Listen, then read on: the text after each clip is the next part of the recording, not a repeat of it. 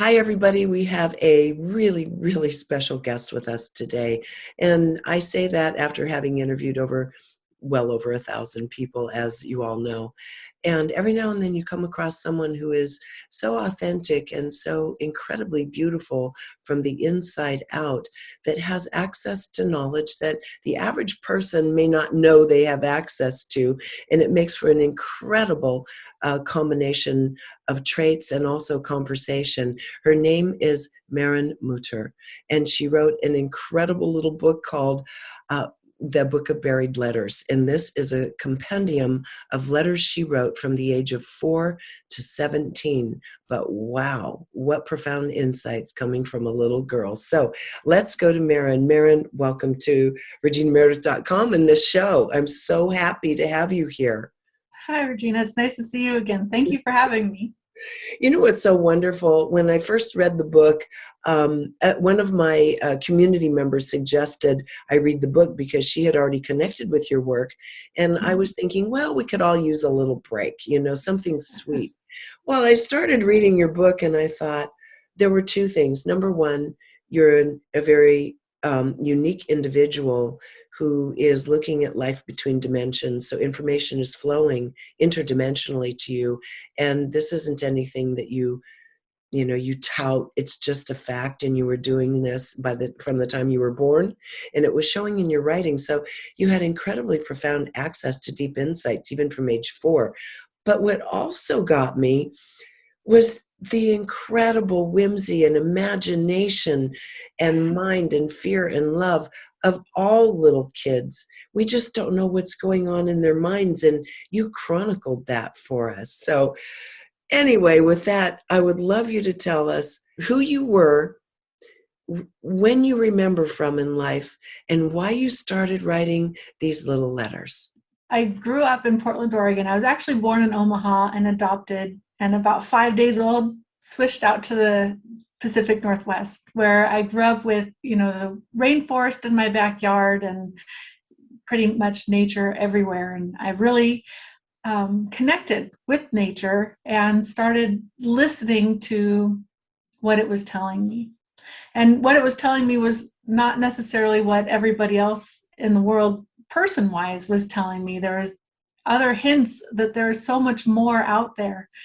And I started meditating at a very young age. I started meditating probably at 2 or 3 years old, putting myself into transcendental meditations that allowed me to physically leave the body spiritually. So my physical body was back and my spiritual body left, and explored the universes and explored different connections that we have between here and the other side of the veil.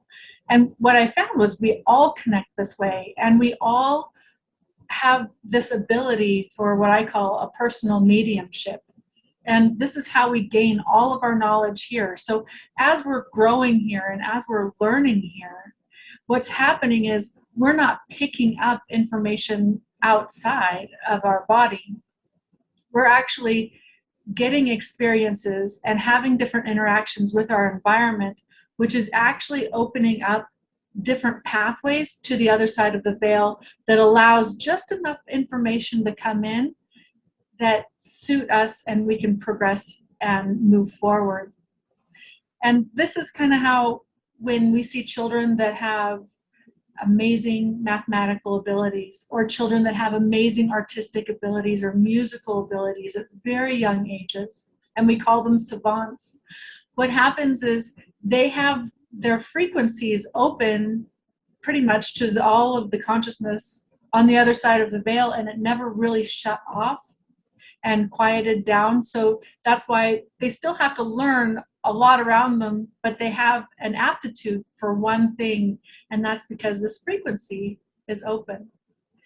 And for me, I had a lot of these frequencies open, and they never really shut off. So my memory went back to infantile memory, in utero memory, but then also connected to pre-birth memories and past life experience memories.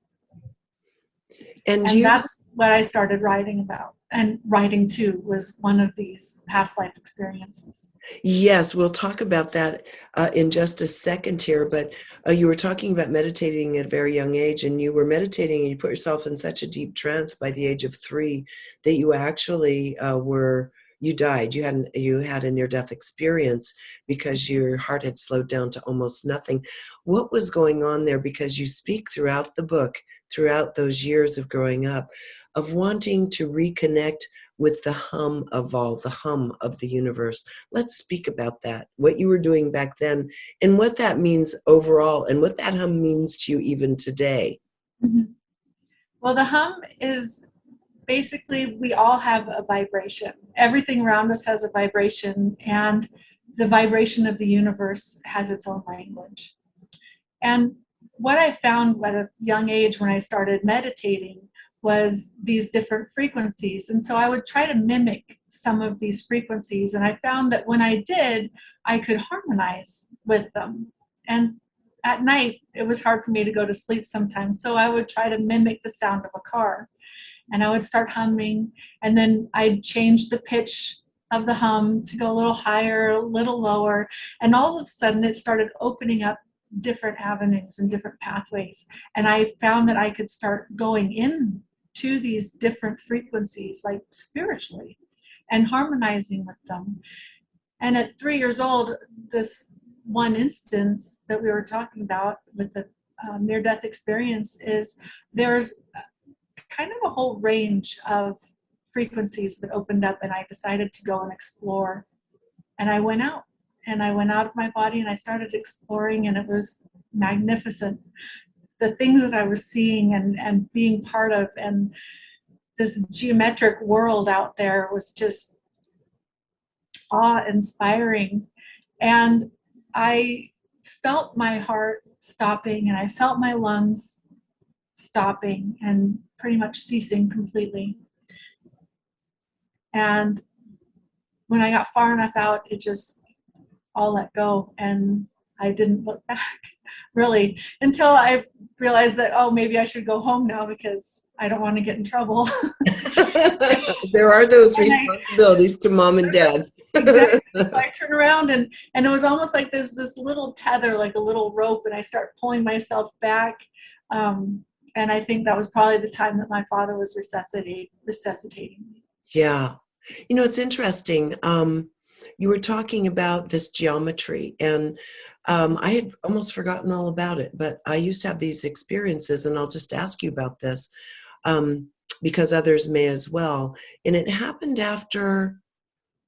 one time after I saw a sphere in the sky, a bright green, large sphere flying from above, and it basically just slammed into and penetrated the earth. And I wasn't the only one that saw it. My cousin was with me. We were both watching it. We lived in Sedona at the time.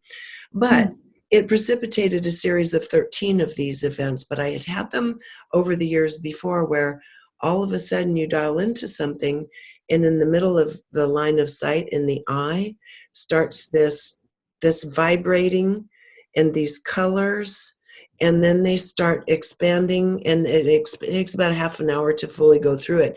And it expands out from here and grows until it's hitting the periphery of the vision. But it's the geometry and the light and shine and the different colors that are pulsating back and forth during these experiences. Is that kind of some of what you've experienced, these pulsating? It's almost like shards of glass filled with light. Like a kaleidoscope. Yes, like a kaleidoscope. And it comes out to the periphery. Exactly. So there's several things. When you talk to, an eye doctor, he might say that there's, different things with the lenses, and you get the little floaters and things like that. But this isn't that. And That's so when not you're that. describing, and because there's a distinct difference between what you're describing and what, normal iterations of what our eyes would naturally do here as they're focusing. But what you're seeing is actually the hum. That's actually what it is. When I talk about the hum, is very similar. So if you were to put that into pictures, it would create that geometric, those little kaleidoscopes and all of this color. And probably what you saw when you started talking about the light is a light that isn't an earthly light. It's an ethereal light because it encompasses all of these colors, but it also encompasses absolutely nothing at the same time. And it awakens you. And so typically when you see that and you start having those things happen in the little vibrations right in the center of your eyes, or you start seeing them on the outside, that's the time when you can start asking questions. And that's the time when you can actually start getting answers. The interesting thing is sometimes when you ask the questions at that time and you get the answers, once that vibration ends and once those colors and the different parts of the geometric shapes subside, that I might also take the answer away also. And so you have a form of amnesia. So you can open up these pathways and get out there and see everything and get all of these answers. But when you stop and that pathway kind of closes up, it can actually quiet those frequencies again, so you can focus on your life here, on what is important here, because that is important to our survival. Absolutely. We don't want to be distracted with all that all the time. The other thing, and then I'll get off the personal part, but I think there are many people watching that have the same thing. I had been through a spiritual ritual in Sedona that was pretty intense. And after that, the hum started in my ears and never went away. And the hum does change depending on what environment, what you're passing through. The pitch will come and go. But I guess the question is, I've just lived with it and never actually used it. Is that hum that some of us hear, that many of us hear, something like you when you were 3, we could dial into that tone and begin toning with it and perhaps access something else? Yes, we all have this ability. And if you have that hum and those different frequencies coming in, and you're recognizing them, not as tinnitus, but you're recognizing them as this thing. If you start exploring that, if you start going out that and allowing your energy of your body to kind of try to meld with it, weave into it, you might be able to go exploring even while you're wide awake, which is amazing. And there's exercises you can do that actually help do this, and everyone has access to these. Would you be willing to share, say, one exercise with us for anyone who wants to start following the hum? Yeah. Okay.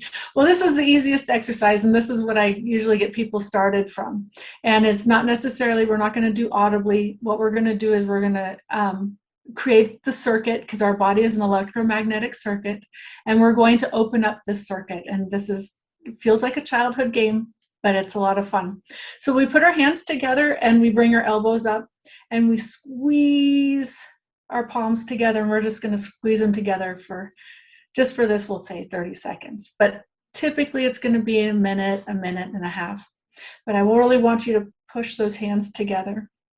And what we're doing right now is we're creating a circuit. So our body is now pushing the energy or electricity of our body between our hands, because now our hands are touching each other. And when I say go, what we're going to do is we're going to drop our elbows down, and we're going to relax our hands, keep them together. And then ever so slowly, just ever so gently, I want you to try to start separating your hands. Just very, very, very slowly. Take your time. And then what you will see when your hands are separated is you'll feel a heat and a vibration between your hands. And you just slowly keep separating them.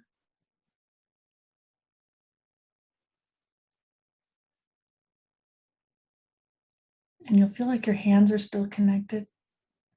And if for some reason you're not feeling it right now, just when you do the exercise, you're going to do it longer than the 30 seconds. And eventually, what's going to happen is you can get your hands out about shoulder width apart. And then if you want to actually feel the energy stronger, you would ever so slowly, like really slowly, try to bring your hands back together. And you'll actually run into almost like a plasma ball It's almost, you can almost feel it in there. Yes. And that, what you're feeling inside there, is the other side of the veil. Interesting. So that's something we can all do, and it's powerful. Something you can, As you try to put your hands back, there's resistance because there's there's so much resistance. energy. Exactly. And what is really neat is when you practice doing this and you start doing that, then you can actually start calling upon this plasma without putting your hands together. You can say, you know what, I want to hear something a little better, or I want to feel something, and you can actually pull it to right here, and it enhances the spiritual sense of your hearing.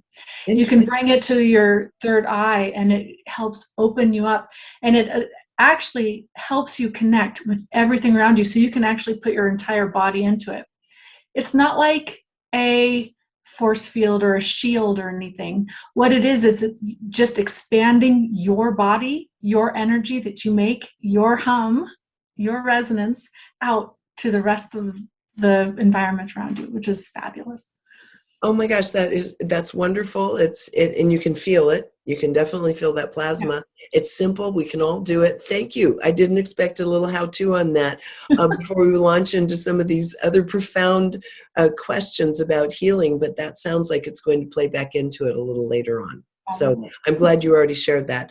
So, okay, now let's look at the notion of healing, because when you were little, and you wrote about this in the book, were you, what, 6 or 7 years old? You were quite young, giving your sister a back rub. She was older than you, and you stopped because something felt wrong and you didn't want to continue. Yes. And finally blurted out, you have cancer. Now, let's talk about the matrix of information in our fields that leads to what can manifest later as physical disease, how that matrix gets programmed and disturbed to begin with, and what you see between dimensions about this, because I know that this is multi and interdimensional. The notion of well-being is multidimensional, and so is illness. So please explain to us from your little child mind what happened, and then as you have now better ability to articulate to others how disease begins manifesting. Sure. Well, my sister would give me 25 cents for a back rub. On this day, I was actually 10 and she was 15, right there. I was maybe 11 and she might have been 16. Okay. And we were laying in front of the fire, so it was nice and warm. And I get to her lower back, and then I get to her upper thighs. And I felt something completely different, because normally she has, you kind of feel the energy, or I felt the energy of people. When I would put my hands on people, I kind of go through their bloodstream, like I connect and travel through, and it's kind of cool for me anyway at that time. And I got to a point, and it was, the energy was completely different, and the heat was different in this particular area of her body, which was right at her lower back and then right at her upper thighs. And I can still feel it today, just as good as I could feel it then. And was it hotter or colder? It was hot. It was just different. So it might have been a little bit hotter, but it was just different. Like the things were vibrating differently inside of her. And so I'm explaining it as I was as a child. So I paused and I just stopped and I just hovered in this, when she was like, Maren, what are you doing? And I said, you feel different. And she says, Maren, it's just the fire. We're sitting by the fire. Just keep going. And I would go and then I'd come back and I'd just sit there. And she's like, oh, forget it. And I said, all right. So I started thinking about that in my sleep. Well, not in my sleep, but as I would go to bed, or sometimes when I'd go outside and play. And it took me about 2 weeks to figure it out, because I really didn't know what cancer was at that time. And one night it came to me, and the next morning I was actually 2 things: excited I found out what it was, and 2, I wanted to take it away from her. So if you remember when we were kids, I'm rubber, you're glue, whatever you say bounces off me and sticks to you. Okay. I was hoping my sister would say that. So she's in the shower, and I go and I run and I open the door. I say, Misha, Misha, Misha, I need to tell you something. And she opens the shower door. And I'm standing at the door of the bathroom. And she says, what? I said, you're going to die of cancer. Um, I'm sorry. But the horror on her face was terrible. And I really wanted her to say, I'm rubber, you're glue, because what I was feeling was, I can handle this. I can take this on, and I will, if I beat it, I beat it. If I don't, I don't, but she won't have to have it. So she told me to get out, and she would never talk to me again. And she never really did until her deathbed. And she ended up dying of ovarian cancer. She was diagnosed 4 years after I told her, and then she fought it valiantly for like another 10 years, off and on. I mean, she got her walking papers so many times. And I just, it was just terrible. And you couldn't take it off of her. You can't take it off of her. So No. one thing that we need to know about illness is we all have a predisposition to all illnesses. We have a predisposition to heart disease, to cancers, and all. It's already in our DNA, and it's already in our mitochondrial DNA, basically how we're going to die. And when our time is up, and there's going to be nothing we can do about it. But until then, we're going to be able to make ourselves feel better. So if we have a cold, we can get rid of the cold. If we have a flu, we're going to get rid of the flu. Unless that flu is our number, and then that's going to be it. Now, sometimes when our bodies have different cancers, and we have environmental stimulus, we can actually be stimulated environmentally to start this cancer, and our body can fight it off for years, and we can actually get our body to fight it off, because we can change the resonance, we can change the frequencies of our cellular levels to change what the outcome is going to be. And so let's say that we fought it and we did a great job, but then 10 or 15 years later, we go into an environment and someone is smoking a cigarette, and that one little puff of smoke from someone else over there can trigger that cancer again inside of us. And then that's how it goes. But can we change our fate with sickness? I mean, we really can. We're all going to die, but we really can change our fate with sicknesses, and how it's going to affect our body and how we're going to go through them. I hope you're enjoying this video, because if you are, there are dozens more like it on my site, all supported by people like you. So if you'd like to keep this work rolling in and join our community, just click on the Patreon button at reginameredith.com. That also gives you access to insider commentary, my live book club, and other live events with special guests. So join in. Thanks. When you, not just putting your hands on your sister's back and reading the energy that way, but when you look at disease in people, because you've done this with other people as well, and Yes. You're looking at that matrix, multidimensional, of where the information is flowing and what stimulates the information, be it past lives, emotions, spirit, etc. Tell us what that matrix is like and how it starts programming our DNA and mitochondria to begin with, almost from conception, I would guess. Yeah, definitely from conception.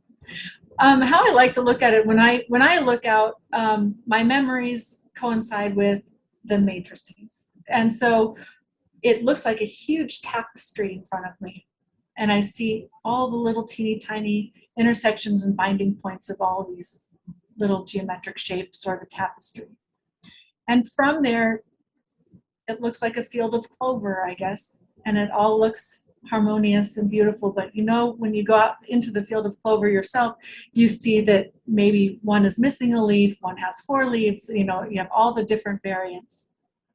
And so when illness starts coming up, it's almost like blooming out of this field of clover. So initially you're looking out there, and then all of a sudden, when your illness starts coming up, it's starting to grow up through this tapestry, and then it reaches the next level. which might be breaking the ground. So right now we have the soil, and then we have the breaking of the ground, and it hasn't quite bloomed yet. And when we're getting a cold, when we're getting a flu, when we're getting heart disease, cancer, whatever else is on its way, even dementia, it's coming up through this ground, coming up, breaking through the soil, turning into a little plant, and then it's starting to bloom. So we have the opportunity to slow down the growth. We have the opportunity to stop the growth, and we have the opportunity to cut it and lawnmower this growth. So it just isn't going to be affecting us. But does that take it completely away? No, because the root system is still there, because that's how we're made. That is our DNA. It's in there. And unless we have triggers, unless we have the right mix of water and air and, stormy weather and sunny weather, whatever we need for our garden to grow here, we can mute it, but it's still there. It's still under this layer. And that's how I see illnesses. So when I talk to somebody, when I meet with someone, when I touch someone, I kind of get to see the entire depth of their garden and what's out there and what is imminent, what is starting to sprout, what is starting to root, a little bit more, and maybe what's pushing up through the soil. And that's kind of how I look at it and how I see it, illness. What an elegant way and a very direct, literal way to speak about it. So let's say you're seeing it starting to poke through the soil a little bit. What would you then tell a person, and how can they intervene to maybe start the mowing process ultimately? Yeah. Well, that's a good question. First of all, if I see it on somebody, I'm not going to tell them unless they have specifically asked me. And because I don't think it's my position to tell everybody everything that I see. I agree. So it's really important that if someone has come to me and they ask me a specific question, I will answer it.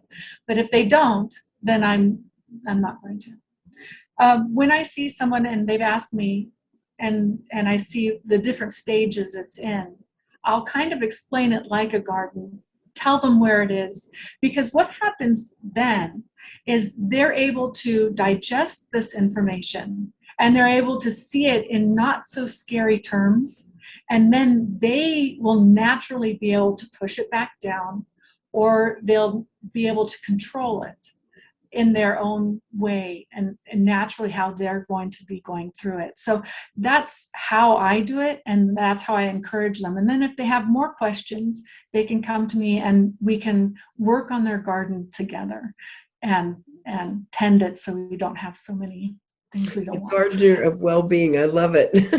But what about the emotional component of it? So let's say a person said, I really want you to share with me, and you have done so, and it's something that they find frightening.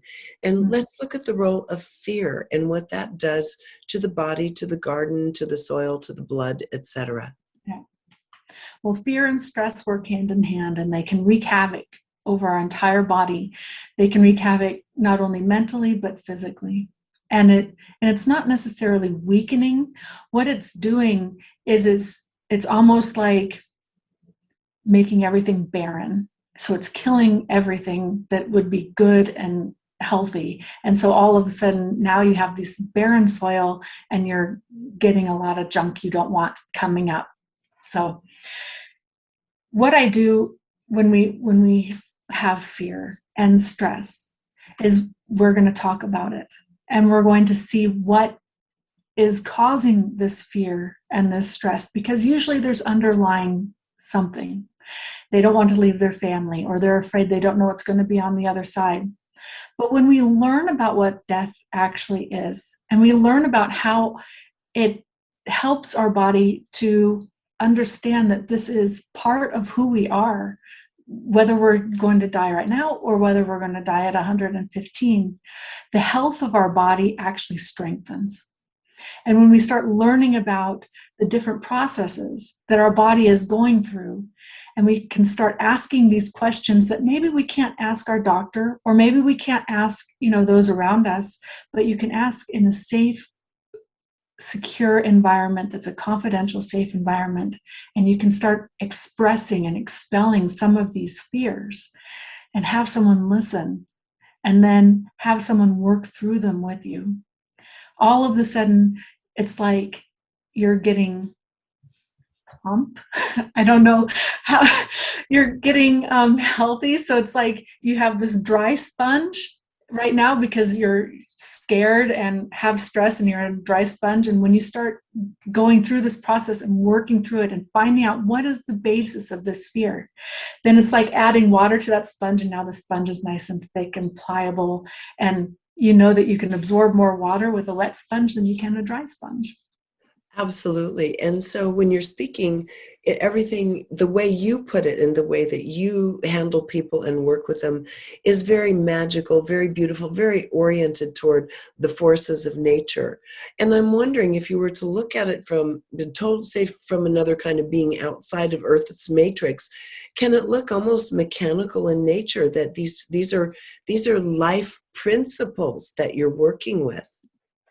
Yeah, I think mechanical for me is hard, because Sure. even when I see a mechanical thing, I like get you.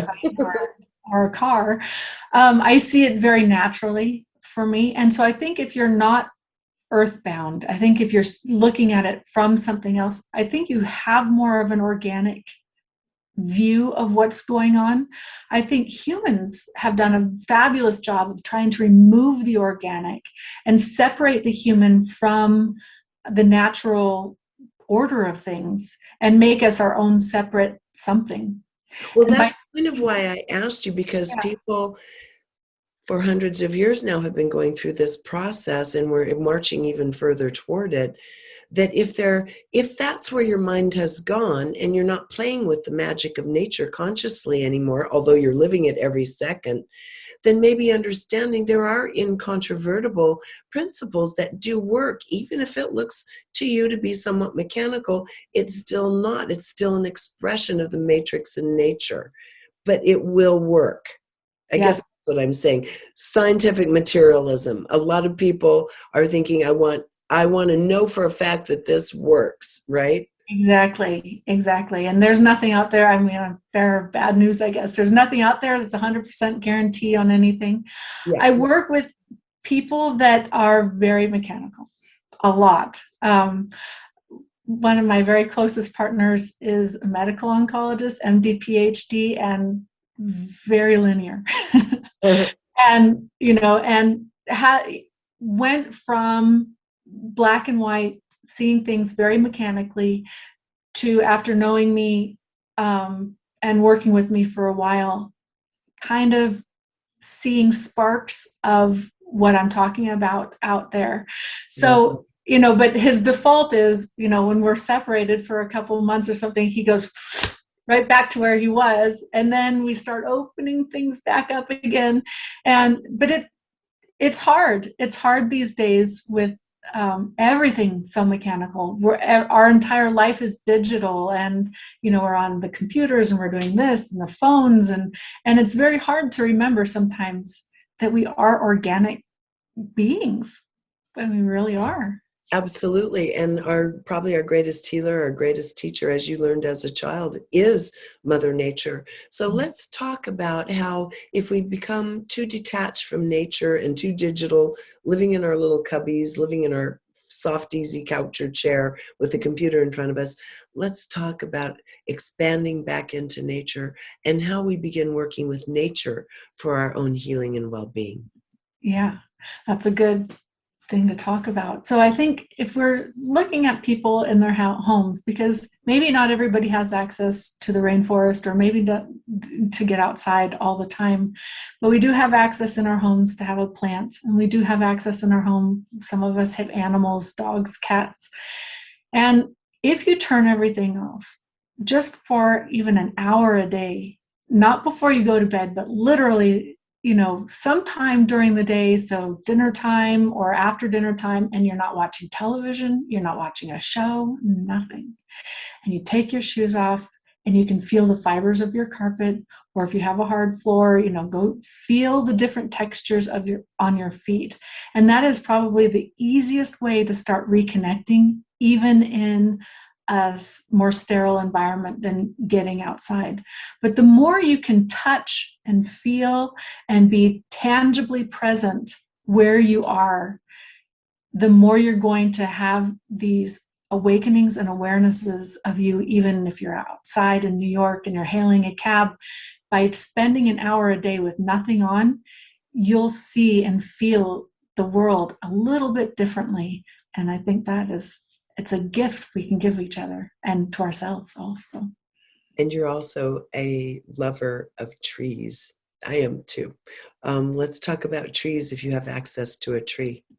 Yes. Oh, if you have access to a tree. A tree is going to give you the biggest hug you can ever have. You can take your shoes off and just stand at the base of a tree. Just stand at the base of a tree without your shoes on. Go ahead and touch the tree, feel the tree, and even down on the earth, because it has that whole mycelium layer below the surface, and you can actually feel that energy. It's like taking a big, giant, deep breath for the first time in a long time, being next to the trees. And they pretty much wrap you in their energy and bring you into their family when you come close, when you're quiet. And you just want to be, it's almost like going home, and they welcome you home. So, and sitting with a tree, if you're sitting with a tree that has kind of a flat dirt platform around it rather than roots growing up, where you can put your spine back on the tree and just sit with the tree. To me, it's amazing what exchanges between the two beings. oh, absolutely. I agree. Yeah. So just fills my heart thinking about it. yes. So you were talking about working in partnership with this oncologist. How do you work with these people in the medical field? Good question. Well, this started with chocolate. Oh. And I sent this doctor, and I started talking, and I lived in Washington State and he lived in Florida. And I sent him some chocolate after we had spoken on the phone for like a month. We were talking about growing rice in the Dominican Republic and feeding people. And it was just really neat, some of his ideas that he wanted to do.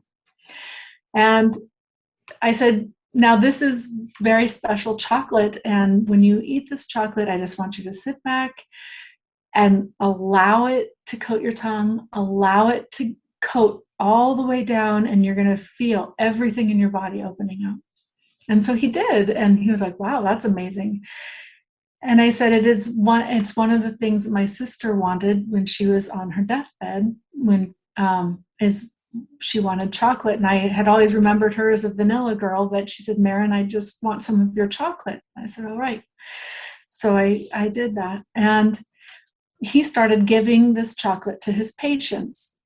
And then he started asking me more about, what's happening, because why are these patients reacting the way that they are with your chocolate? I love it. And, I went down there and I started explaining how chocolate is working and things like that. And one of his patients was the CEO of Levi Strauss. And on his deathbed, he actually called for my chocolate. You make this chocolate, obviously. And so we got him the chocolate. I made a fresh batch and drove it over. He was staying at the Ritz-Carlton in Sarasota, Florida, and his wife came down and took the chocolate. And I think for the last 6 hours of his life, that's what he was doing. He was spending time with his wife and savoring the chocolate. And so that's how my introduction into the medical world opened up. And then I started sharing some of the things that I learned transcendentally, and how our bodies are working, and how we have different scents and different smells and different energies that radiate off of us and out of us, depending on what illness we have, and that I'm able to, not only smell it, but I can also sense it. So that's a beautiful similar to a dog. I guess I'm kind of like a dog. In your book, you're writing to the flower lady, and you have a very strong attraction to the beings in the woods, the master herbologists and witches that know how to use all the things from the forest, the berries and leaves and herbs and everything. So can you talk a little bit about that? That clearly must be part of your past. Yeah. So one of my past lives, I am working on a book right now called Previously Yours, and it's touching and talking about past life experiences. And the Flower Lady was actually from a past life, and the story of the Flower Lady is quite remarkable. I grew up with her in the forest, and she was actually taken away, and I hid in the thickets, and I watched these men come and take her away. And I actually stayed in the cabin or the shack that we shared together for the rest of my life, and I never really spoke to people again. I do remember making pies with the miller. So that's where I started, and I think I learned a lot of, or I remembered a lot of this herbal recipes that I was learning on my own as a child. So as I was running around in the forest in this iteration of life and picking different berries and putting them together in a pot and making whatever concoctions I was making, it was almost opening up more and more information to this previous existence that I had. And I started, really pulling information from these other places into this life. And when I was writing to the Flower Lady, it was like I was writing home. I was here in this iteration of my life, and this is camp, and I was writing home. Yeah, that's interesting because for anyone who hasn't read the book yet, when you do, you'll see every letter is prefaced with "Dear Flower Lady." So now you know in advance, because I was guessing all the way through. I hadn't talked to you yet. Who's the Flower Lady? And then in addition to that, the very beginning of the book, you're talking about the letters and the blue jar with the letters in it. And tell us the story of that, because this is a child's imagination about a bandit and a witch in the woods and stealing your letters from you. So the whole thing is a child's imagination when you start reading the beginning chapter of the book about the bandit, okay, who meets his end for stealing your letters. So let's talk about that lost jar of letters a little bit and how you began finding them to create this wonderful compendium of letters. Yes. Well, I started writing out to the Dear Flower Lady, and it was very simple. Like I said, I was writing home to camp, and my home life started changing a lot. And I think that's where the bandit came in, because at first he was a drifter, and being a drifter, he had just gotten out of war and was just trying to find some quiet, some peace, a good place to live. And he was coming west. So he's hitting the Wild West. And he crossed over the Cascade Mountain ranges and found himself in Portland or the Oregon area in the rainforest, wherever I was. And I think the development of the drifter to the bandit was actually the development of my father, looking back and seeing how my dad had just gotten back from Vietnam and had to be a certain way, just like every other Vietnam vet. They had to put the war behind them, not talk about it, and just be fine. Everything is normal. And inside, they have the bayonet of war lancing their soul. And they can only do that for so long until something happens, something snaps inside, and then they start really struggling with a post-traumatic stress disorder. Now, I'm not saying everybody, but for my father, definitely. And he really, he'd wake up in the middle of the night, hiding behind the couches, thinking that he was in battle. And basically, that killed the family that I knew, up until about 8 years old, which was a great daddy. And then all of a sudden, he turned into a person that was afraid inside. And I think I was very fortunate to be able to see, and I don't know how I understood, but understand what was going on with him. So I knew that his actions against me weren't against me.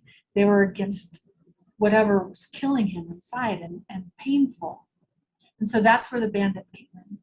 Yeah. The flower lady was just this lady that I knew. So whether she was my mother or whomever she was, this beautiful woman in the woods, that's how it was. And then we had the scientist come in. And the scientist showed up, and he was a botanist, but he was a time traveler. And I think that the reason why I brought him into my fold was because he was able to go through and go to different dimensions anytime he wanted, and he got stuck in this dimension Like for a you. little bit because the portal closed. Mm-hmm. But it really, all these characters played off of my life and out of my life. And so as you're writing all of these letters, and do you have one or two with you? Sure. Let's see. I actually have the book with me. Oh, yes, I love the book. Let's see. I've been giving it to people to read before they go to bed at night to Good. reimagine life. Let's see. I've got It's interesting you were talking about the time-traveling scientist, because in there is a very deep understanding of DNA and mitochondria, again, at a very young age. well, here's one that I'll read actually, because it talks about that. And so this is actually one that's not in the book. In my dreams last night, there was an inspiration into the subject matter of cancer. Cancer catches my attention because it is an unknown illness that can take anyone's life at any stage of life. Today, we went to the doctors for shots. Maybe that's why I was dreaming. I think I can find a way to make a virus that goes into the cells that have cancer and infect them with a bomb of sorts. I'm going to pause right there. If you look at a company called Zyopharm Oncology, they have what is called now a T-cell receptor, or it's called the Sleeping Beauty platform. And this was written in the 70s, and they just came out with that. But this is literally what I'm writing about, is the Sleeping Beauty platform. The time traveler scientist. Yeah. Healthy cells fight with a bomb of sorts. Healthy cells fight diseases and viruses, and if they can't, they die. The doctor says I am right to assume they kill themselves, although cells don't think or have a mind to make choices. That's what the doctor says. I beg to differ with that, though. I think cells can think. I think they have a type of memory and share it, but that is another subject for another day. So back to viruses and infecting cancer cells. I imagine because cancer cells have such an ego of indestruction, their guards are down. And if their guards are down, that means that they are may not be able to protect themselves. Interesting. Against a virus. I wonder if it is a virus that wants to attack a cancer cell for lunch. How old were you when you wrote that one? Probably 7 or 8. Yeah, that's what I'm talking about, everybody. Interesting. And here we now have the Sleeping Beauty bomb, so to speak, that is being introduced exactly as you saw it back then. So you were the time traveler scientist and still are. And how wonderful it is that you can share what you're able to access with people such as your oncologist friend, to give them a whole new framework for this disease. This disease, as you say, that's programmed from even before birth in us. And, there are so many other subjects that you can go into and do. I just want to bring up the thing that we're going to talk about. I'm going to have you on my show at Gaia as well, on Open Minds. I'll be meeting you in the flesh in another month and a half's time. We'll do that show that'll come out a few months after that. And that we're going to be talking also about parallel timelines and realities, living parallel existences, again, because you're seeing information from the veil that goes between the dimensions and worlds, and shows all the possibilities, which will be a fascinating discussion. Yes. So we'll have that and much, much more by then. And also I really encourage anybody watching this to go ahead and write on the comments in YouTube of anything that you really want to hear me talk to Maren about in upcoming conversations. That would be great. Yeah. Meanwhile, Maren, we have so much to think about just from this one little session together, that I just want to say, is there any final thing in this winding down of the time of COVID that you would like to share with people as we start returning to normal now? Yes. I want us to remember what it felt like to be calm and quiet. And I think it's also really important. We had such a special time, not only naturally and having nature, kind of show us that it knows how to heal, but we had a very unique chance to be ourselves. Behind the door, we could dress what we wanted, we could be who we wanted. We didn't have to be what society or what the media pushes onto us. And the interesting thing that I'm watching right now is, as the world opens back up, all of a sudden these messages are starting to bombard us again, that we need to do this and we need to do that and we need to be this and we need to be that. And my message to you is, you are enough just as you are. And to remember that, and to remember that gift that we were given, that we can share that gift now and connect with each other in ways that we haven't been able to connect with each other in ways for however many years. So we are enough. And that's a beautiful message to end on. And Maren, for anybody who'd like to reach out to you and connect with you, I know you're busy, but is there a way to do that? Sure. You can just email me at Maren, Maren, Muter, Muter @gmail.com. And I will answer your questions or your emails. Might take me 24 hours, but hang in there. I know you're busy and getting busier as people start discovering you and putting you on shows like this. It's going to get busier for you. I'm just very happy that we're able to meet with you and have access to you at this point in time. And I can't wait to see you in the flesh in another month or so. And I'll then bring you some chocolate.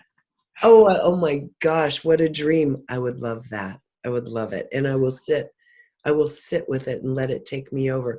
In fact, I have to say that while we've been talking, because we talked about that hum in the beginning, I've been having a little bit of a hard time just staying really dialed in, because I can feel something wanting to hum with me. As soon as we're done talking, I'm going to have to go sit with it. So thank you for sharing that with all of us, because we all have the hum, and I'm just noticing it in a very pronounced way at the moment. So thank you so much, Maren. It's an absolute delight. Can't wait to see you in July. Okay. All right. Bye-bye. Okay, again, everybody, Maren Muter. And now if you want to go ahead and buy the book on Amazon, the Book of Buried Letters, she goes under the nom de plume Maren Meandering, and you'll find it on Amazon. And again, if you'd like to reach out to Maren, Maren Muter, Muter, @gmail.com. Until next time, thank you for joining us here on reginameredith.com.